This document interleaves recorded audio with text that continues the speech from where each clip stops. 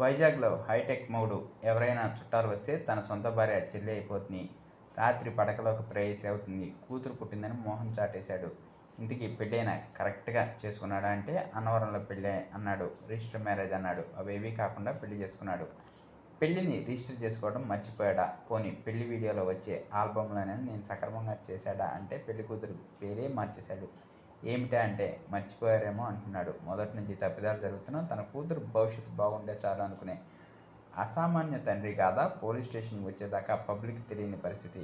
మరిన్ని విషయాలు మీడియాలోనే మాట్లాడుతున్న ఆ తండ్రి మరియు బాధితురాలు మాటల్లోనే తెలుసుకునే ప్రయత్నం. ఆడపిల్ల పుట్టిందానికి కారణం ఏంటంటే ఫస్ట్ వాళ్ళ నాన్నగారు చనిపోయి 20 సంవత్సరాలు అవుతుంది సార్. పాప కడుపులో పడగానే వాళ్ళ నాన్నగారే పుడతారని చెప్పి ఆశలతోటి చాలా హోప్స్ పెట్టుకొని చాలా దీనిగా హోప్స్ పెట్టుకున్నారు. ఎప్పుడైతే ఆడపిల్ల పుట్టిందో అక్కడి నుంచి మమ్మల్ని వెనకాడికి వేస్తారు సార్. అలాగా ఇప్పుడు అదనంగా వాళ్ళ బావగారు ఏది చెప్తే అది ఆ కుర్రాడు అదే చేస్తున్నాడు. వాళ్ళ బావగారు అది మమ్మల్ని మళ్ళీ పిల్లల్ని తీసుకెళ్ళాలని డిమాండ్ చేస్తుంది. అంటే కన్న కూతురు అక్కడ చెల్లి కింద పరిచయం చేస్తున్నప్పుడు మీకు ఎలా అనిపించింది? మాకు అక్కడ మేము ఇక్కడ ఉండేవాళ్ళం. తర్వాత మా పాప డెలివరీకి వచ్చిన టైంలో చెప్తే సర్లే అమ్మా ఇంకా అలాంటివన్నీ మనం పట్టించుకుంటే రేపు పొద్దున నీ జీవితం ఇదవుతుంది అని చెప్పేసి మేము పట్టించుకోలేదు సార్. ఎందుకంటే ఫోన్లో మీరు మాట్లాడి చూసారా అల్లుడిని కూతుర్ని కలవడానికి? కలిగింది సార్. గాజువాకు రమ్మని చెప్పి గాజువాకులోనే నన్ను నా భార్యను కూడా కొట్టడం జరిగింది సార్. త్రివేణి గారు అని చెప్పేసి మాకు పెళ్లి సంబంధం తీసుకొచ్చారు సార్. వాళ్ళ ఇంటి దగ్గరికి పిలిచి మమ్మల్ని కొట్టడం జరిగింది సార్. పోలీస్ స్టేషన్లో ఇవన్నీ చెప్పారా? చెప్పారు సార్. పోలీస్ స్టేషన్లో ఏంటంటే కలపడానికే చూసి మీరు మీ అమ్మాయిని పంపించారు సార్ అని చెప్పారు. అలాగని చెప్పేసి మేము మహిళా సభ్యురాలని మొన్న ఆదివారం రీసెంట్గా మహిళా సభ్యురాలు నలుగురిని మేము తల్లిదండ్రులుగా కనీసం తీసుకెళ్తే గేట్ అవతలే గేట్లోనికి రాగనకుండా మమ్మల్ని తక్కువగా తగిలించి చిన్నపిల్ల ముఖం కూడా చూడలేదు సార్. ఏం కోరుతున్నారు? నా మనవరాలకు న్యాయం చేయాలి సార్. అది న్యాయం కావాలి. నాకైతే గ్యారంటీ నాకు ఇస్తారని గ్యారంటీ. పావని మాకు మ్యారేజ్ అయ్యి 3 years అవుతుంది. పాప పుట్టి 1.5 year అవుతుంది. ఆడపిల్ల పుట్టిందని చెప్పి వదిలేశారు. అలా అని చెప్పి నా భార్య మా హస్బెండ్ నేను విడిపోవడానికి కారణం నా ఆడపడుచు ఆయన కొంచెడు పావని, అలాగే ఆమె భర్త కొంచెడు జగదీష్. మా అత్తయ్య కూడా నాకు చాలా హింసలు పెడుతున్నారు మానసికంగా అన్నమాట.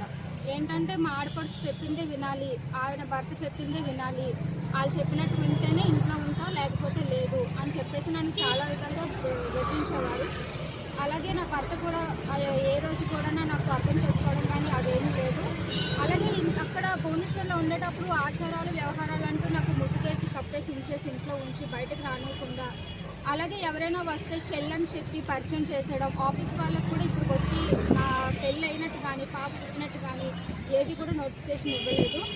ఇప్పుడు ఏంటంటే నాకు జరగాల్సిన న్యాయం ఏంటంటే నా పాపకి నేను న్యాయం కల్పిస్తారని చెప్పి నేను కోరుకుంటున్నాను. పోలీస్ స్టేషన్లో ఫిర్యాదు ఇచ్చారమ్మా మీరు? పోలీస్ స్టేషన్లో నేను ఫిర్యాదు చేశాను. అక్కడ ఏంటంటే మామూలుగా అన్నారు, సరే గొడవలు ఏదో అవుతాయమ్మా వెళ్ళి కలవండి అని చెప్పేసి చెప్పడం జరిగింది. సో మొన్న రీసెంట్గా లాస్ట్ వీక్ ఆదివారం నేను అలాగే మా తల్లిదండ్రులతో కలిసి మహిళా మండలి మేడం గారితో కలిసి మేము వెళ్ళాం మా హస్బెండ్ వాళ్ళ ఇంటికి. సో అక్కడికి ఏంటంటే వెళ్ళిన తర్వాత కూడా ఇంట్లోకి రానివ్వలేదు. అలాగే ముఖం మీద గేట్లు వేసి ఇంక మీరు ఇంట్లోకి రావాల్సిన అవసరం లేదు బయటకు వెళ్ళిపోండి అని చెప్పి మమ్మల్ని ఏం చేశారు. మా తండ్రిని కొట్టడం కూడా జరిగింది. ద ఇండియన్ మహిళా ఫౌండేషన్ ప్రతినిధిని నేను మాట్లాడుతున్నాను.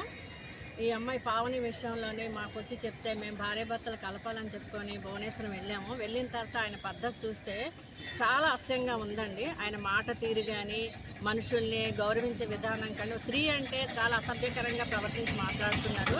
ఏమేనంటే దిశాలో కంప్లైంట్ చేసాం వెళ్ళి చేసుకోండి చూసుకోండి అని చెప్పి మాట్లాడుతున్నాడు. కనీసం కన్న కూతుర్ని ఎలా ఉంది ఏంటని కూడా అడగలేదు. ఇంకో విషయం ఏంటంటే మాకు తెలిసింది అతను ముందే పెళ్ళైన తర్వాత ఆ విడాకులు తీసుకున్నది లేనిది కూడా ఈ తల్లిదండ్రులకు చెప్పలేదు. తర్వాత ఈవెన్ని అన్నవరంలో పెళ్లి చేసుకున్న తర్వాత ఆ పెళ్లికి కూడా రిజిస్ట్రేషన్ చేయించలేదంటే అతనికి వివాహ వ్యవస్థ మీద ఎంత నమ్మకం ఉందో ఆ తల్లిదండ్రులకి ఎంత గౌరవం ఉందో కూడా తెలుస్తుంది. ఇక ఆ తల్లి అయితే ఇంట్లోంచి బయటకు రాకుండా తన కోడలు కానట్టు మనవరాలు కానట్టు చాలా ఘోరంగానే ఉన్నారు. అతనికైతే మానవత్వం అనేదే లేదు.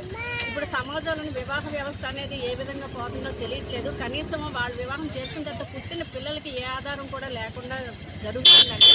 దీని మీద అందరూ కూడా కొంచెం న్యాయంగా చూసి ఒక పరిష్కారం చేయాలని కోరుకుంటున్నాము.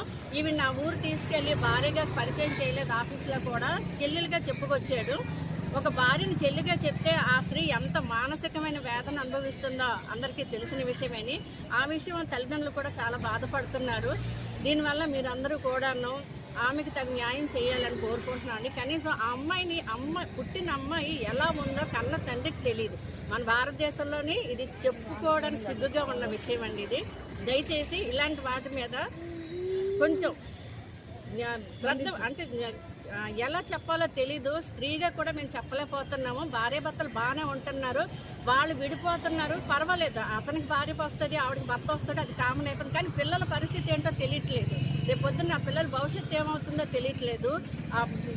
రేపు సమాజానికి పిల్లలు ఏ విధంగా కూడా పెరుగుతారో తెలియని పరిస్థితిలో ఉంటుంది. ఇటువంటి మగవాళ్ళ మీద సరైన చర్య తీసుకోవాలని కోరుకుంటున్నాము.